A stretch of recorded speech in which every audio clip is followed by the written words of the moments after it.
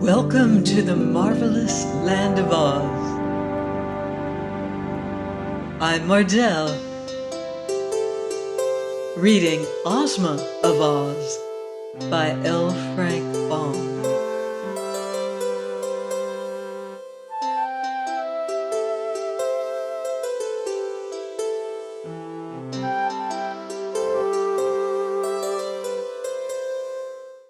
Chapter 12. The 11 Guesses. Hearing this condition imposed by the Gnome King, Ozma became silent and thoughtful, and all her friends looked at her uneasily. "Don't you do it!"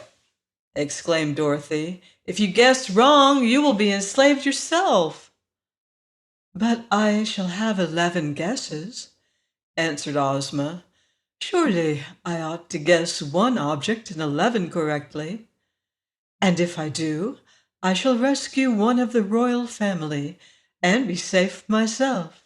Then the rest of you may attempt it, and soon we shall free all those who are enslaved." "What if we fail?" inquired the Scarecrow. "I'd look nice as a piece of bric-a-brac, wouldn't I?" "We must not fail," cried Ozma courageously. "Having come all this distance to free these poor people, it would be weak and cowardly in us to abandon the adventure. Therefore, I will accept the Gnome King's offer and go at once into the royal palace." "Come along then, my dear," said the king, climbing down from his throne with some difficulty because he was so fat. "I'll show you the way." He approached a wall of the cave and waved his hand.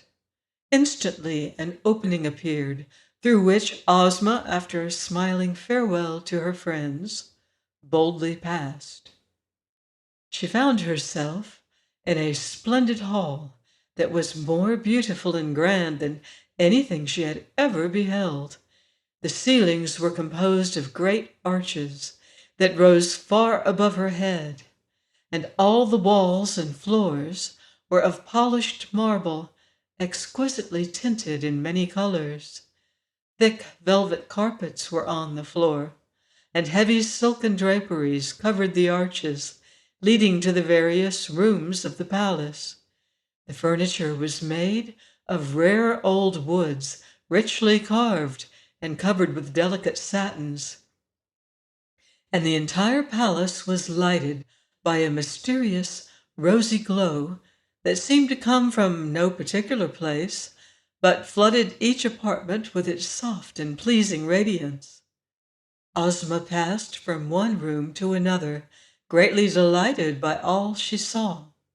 The lovely palace had no other occupant, for the Gnome King had left her at the entrance, which closed behind her, and in all the magnificent rooms there appeared to be no other person. Upon the mantels, and on many shelves and brackets and tables, were clustered ornaments of every description, seemingly made out of all sorts of metals, glass, china, stone, and marbles. There were vases and figures of men and animals, and graven platters and bowls, and mosaics of precious gems, and many other things. Pictures, too, were on the walls, and the underground palace was quite a museum of rare and curious and costly objects. After her first hasty examination of the rooms, Ozma began to wonder which of all the numerous ornaments they contained were the transformations of the royal family of Ev. There was nothing to guide her, for everything seemed without a spark of life. So she must guess blindly. And for the first time, the girl came to realize how dangerous was her task, and how likely she was to lose her own freedom in striving to free others from the bondage of the Gnome King. No wonder the cunning monarch laughed good-naturedly with his visitors when he knew how easily they might be entrapped. But Ozma, having undertaken the venture, would not abandon it. She looked at a silver candelabra that had 10 branches and thought, "This may be the Queen of Ev and her 10 children." So she touched it and uttered aloud the word Ev, as the Gnome King had instructed her to do when she guessed. But the candelabra remained as it was before. Then she wandered into another room and touched a china lamp, thinking it might be one of the children she sought. But again, she was unsuccessful. 3 guesses, 4 guesses, 5, 6, 7, 8, 9, and 10 she made, and still not one of them was right.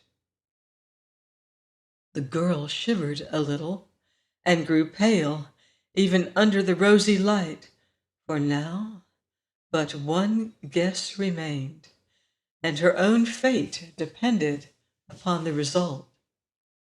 She resolved not to be hasty, and strolled through all the rooms once more, gazing earnestly upon the various ornaments, and trying to decide which she would touch. Finally, in despair, she decided to leave it entirely to chance. She faced the doorway of a room, shut her eyes tightly, and thrusting aside the heavy draperies, she advanced blindly with her right arm outstretched before her. Slowly, softly, she crept forward until her hand came in contact with an object upon a small round table. She did not know what it was, but in a low voice she pronounced the word Ev. The rooms were quite empty of life after that. The Gnome King had gained a new ornament, for upon the edge of the table rested a pretty grasshopper that seemed to have been formed from a single emerald. It was all that remained of Ozma of Oz. In the throne room just beyond the palace, the Gnome King suddenly looked up and smiled. "Next," he said in his pleasant voice. Dorothy the Scarecrow and the Tin Woodman, who had been sitting in anxious silence, each gave a start of dismay and stared into one another's eyes. "Has she failed?" asked Tick-Tock. "So it seems," answered the little monarch cheerfully. "But that is no reason one of you should not succeed. The next may have 12 guesses instead of 11, for there are now 12 persons transformed into ornaments. Well, well, which of you goes next?" "I'll go," said Dorothy. "Not so," replied the Tin Woodman. "As commander of Ozma's army, it is my privilege to follow her and attempt her rescue."